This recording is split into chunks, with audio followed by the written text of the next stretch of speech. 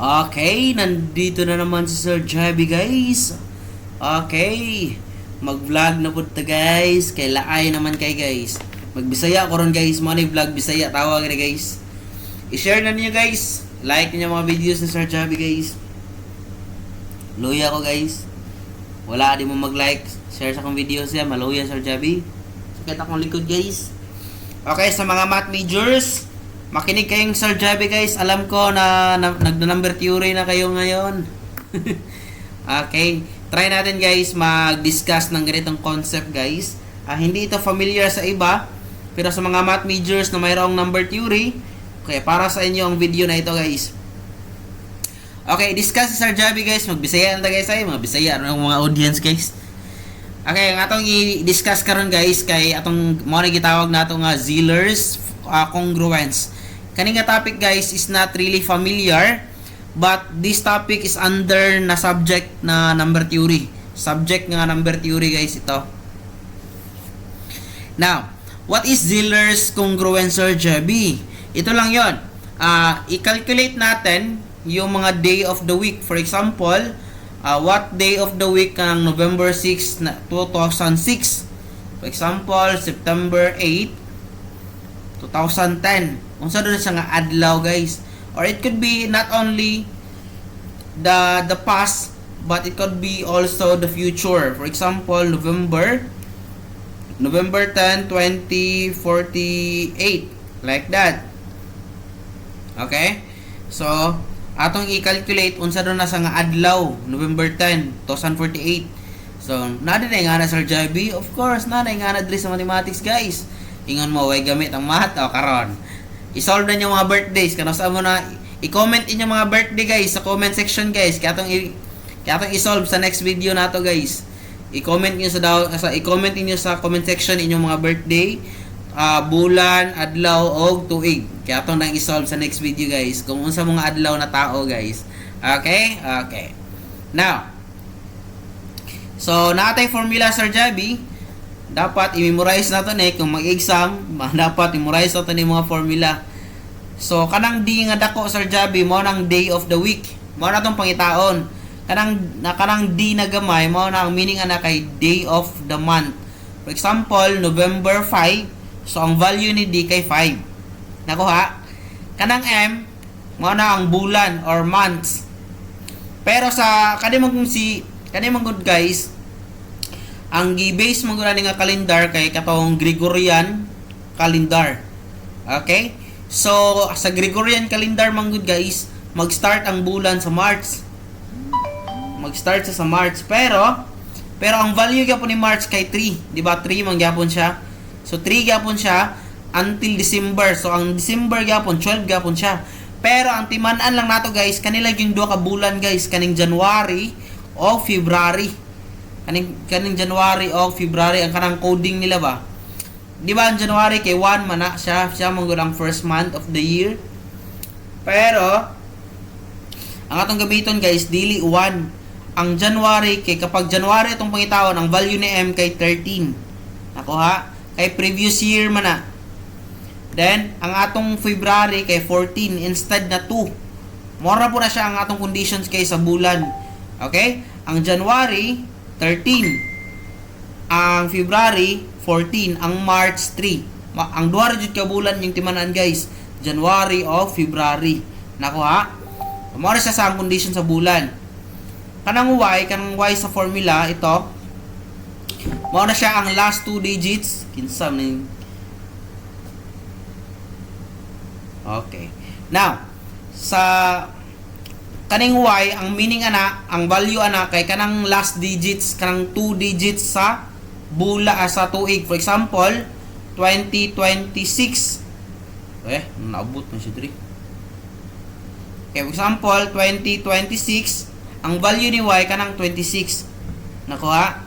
Kanang C, ang kanang first 2 digits po. For example, C, ang value na 20. Okay, kanang Y, last 2 digits, 26. Kanang C, 20. Dali ra kini guys. Now, ang other timanan po nato guys, if January or February ang pangitaon. 'Di ba? Ang January 13 man. Then ang February 14 iyang code kanang value sa month. Now, what if pangitaw nato January 6, 2009. Di ba? Ang ato pong condition timan-an nato at ang atong timan-an guys, mga math majors, basta January gani o February, atras ka always previous year. Atras kag isa ka tuig. So instead na 2009 atong gamiton, ang atong gamit nga tuig kay 2008. Nako ha? 2008 dili siya 2009. So ang value ni Y karon 8 na. Ang value ni C kay 20 Japon. Example 1996 January, ang gamito nato nga tuig 1995. Nako ha? Mora po na siya. Mo ni timan-an sa January of February math majors. Okay. Now, mora tayo mga condition timan-an guys. Kanang modulo 7, ang meaning rana kay sa isa ka semana na may 7 days tama. Okay, mora po na siya guys. 7 days ra pud na. Mao na modulo 7. Ani ka na symbol guys, kita ani guys, kanang symbol sa formula kana. Dili na siya bracket ha. Ang tawag na guys kay floor function ito. Ang tawag na floor function or sa other terms sa number theory, greatest integers. Greatest integers. Or gitawag na floor function sa engineering, ang tawag nila kay ceiling functions. Parehas ra na. Itong ceiling function kay mabaw ba nato to? Ano, mabaw siya. Round up po to siya. Now, kani ang atong latimanan kaning floor function pod, ang condition ani niya always nato round down ang result into nearest whole number. For example, di ba kani for example kani kung mag-divide ka certain number, if ang answer kay 3.5, di ba kung ato na siya i-whole number, di ba 4 man na siya. Diri sa floor function guys, ang atong paon lang kanang whole number. Regardless unsay number sa decimal, ang answer ana kay whole number lang yapon kanang 3. 2.6 2 yapon na. 3.7 3 na siya. Mao na floor function guys.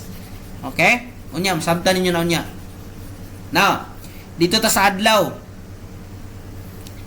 Kuha sa adlaw, di ba? Sa atong adlaw Monday 1 man na, mao man ang first day. O, dili na dry 1 guys. Kung mag-solve ta nga ni dili 1 ang Monday. Mag-start ang day sa Sunday. So therefore, ang atong Sunday kay mo na tong 1. Ang atong Monday kay 2. Ang Tuesday kay 3. Ang Wednesday kay 4. Ang Thursday kay 5. Ang Friday kay 6. Ang Saturday 7. Ang Saturday kay 0. Ako ha? 0 ang code sa Saturday guys. Basta 0 gani kay dili maguna oh. Di ba? Kaning mode 7 mo nang mukha na to ang remainder after na to i-divide ang total sum. Kani ba kung makuha na to ang total sum ani, i-divide pa nato na sa 7. Ang remainder ana mo yung answer. Kung wala gani remainder guys, ang answer ana kay 0. So ang adlaw ana kay Saturday. Ako ha? Okay. Mag-solve tag problem guys. Mo na akong birthday. Sir Javi daw was born on November 6, 1999. What day of the week that Sir Javi was born? Yan. Natao man ko na November 6, 1999. Kana pwede niyo i-try niyo guys kung kano sa mga tao guys. I-solve niyo, i-follow niyo yung steps ni Sir Javi. So atong formula kani. Ang D na to guys, kanang D ay ang kanang D na gamay 6 na kay 6 man na. Kanang M, di ba? M November 11 man na. So 11. So, upat lang ang numbers itong kailangan diri guys. Kanang Y, di ba, dili na sa January, February. So, okay ra na, 1999 ra itong gamito na na. Ang Y, last 2 digits, 99. Dali ra makanin taon, math majors. Kanang C, mo nang first 2 digits, 19. O, di ba? More na itong kailangan guys. Upat rin yung numbers guys. Dahil ay substitute, matik, o D. Okay, 6. Okay, sulat na to, 6. Then, floor function, 13. Then, 11 plus 1, 12. O, 12 na dito guys. Para madali ito guys. Then, divide by 5. Okay, floor function na siya. Then, napuntahin Y na 99. Then, floor function, 99 divide 4. Then, 19 over 4. Kanang C na to, kay 19 man. Then, minus 2 times 19. I-times na to dito. 38, tama? Then modulo 7. So karon guys, ato na isang isolve una kani. Ato na isang isolve una kani. Na i-copy sa nato ng 6 kay isolve pa man nato niyo kanang floor function. Okay? Uy, nawala ang calcio. Nawala ang calculator. Wait. Ato siyang pangitawan ng calculator, guys. Okay, wait for a while. Okay, calculator, Sir Javi, labas. Asa naman ta ato? Okay, diri na ta ato, no? Okay, diri ta. Okay. I-solve nato na unang floor function like 13 fraction first 13 then times 12 over 5. Diba ang answer na guys decimal. Tanawa decimal answer ni ron. Diba 31.2 dili nimo 31.2 imong isulat dira. 31 lang kanang whole number. Okay, 31. 6 plus 31. Dali ra kay ni guys. Next, copy lang nasa ng 99. Unaw na tag-solve ang floor function guys. Kana na pong 99 divide 4. Ano ha? 99 divide 4.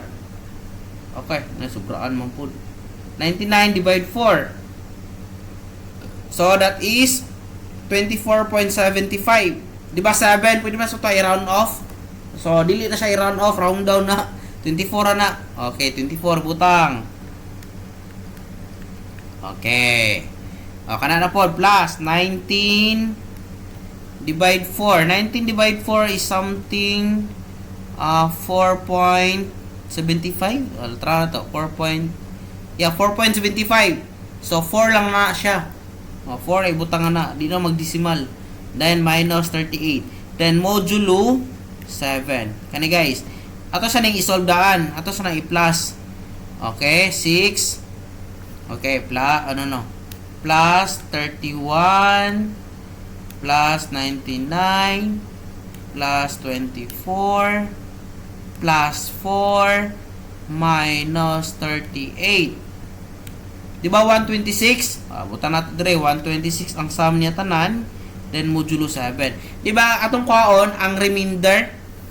Timanan nyo guys, ang kanay dapat dire guys, dapat gamay na siya less than 7, kani ba? Dapat less than 7. I-divide nato na ang sum kang 7. Kung unsa ang remainder, mao tong answer. Okay, divide na to. Okay, divide na to dito ni 7. Sa remainder ani. Di ba wala? Ma-divide siya, pwede 18. So kung nga na guys, 0 ang answer. 0 modulo 7. Wala remainder, kadi 0. Di ba? So tigin ko na to sa coding sa adlaw, days. Di ba ang Saturday kay 0 man to? Arao. So therefore, ang November 6, 1999 kay Saturday. Therefore, natao si Sir Javi Saturday. I-check niyo guys, i-search niyo sa Google November 6, 1999. Unsa nang adlaw? Di ba Saturday na? Okay, comment niyo mga birthday guys, kaya tong i-solve na inyong mga birthday sunod. Unsa mong tao, unsa mong adlaw na tao. Okay? Shake. All right.